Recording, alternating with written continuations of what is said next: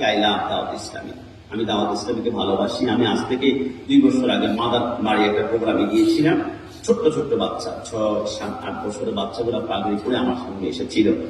ইয়া নবী সালাম আলাইকা, ইয়া রাসূল সালাম আলাইকা, ইয়া হাবিব সালাম আলাইকা, সালাওয়াতুল্লাহ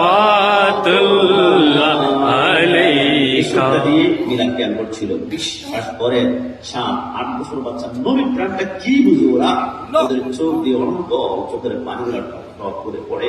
আর দুনিয়ার মানুষ তোমাকে স্প্রে দিয়ে চোখের মধ্যে পানি বের হয় না, কিন্তু এদের ভিতরে কি অ্যাসিড ঢুকিয়ে দিয়েছে, কিভাবে প্রাণ ঢুকিয়ে দিয়েছে, তবে সুন্নাত আপাদা মাস্তা বাপকে চুল মাথায় পাকড়ি পোশাক আশাকে সুন্নাত রসুলের প্রেম যখন এখানে লেগে যাবে তখন অটোমেটিকলি চোখের পানি বের হবে।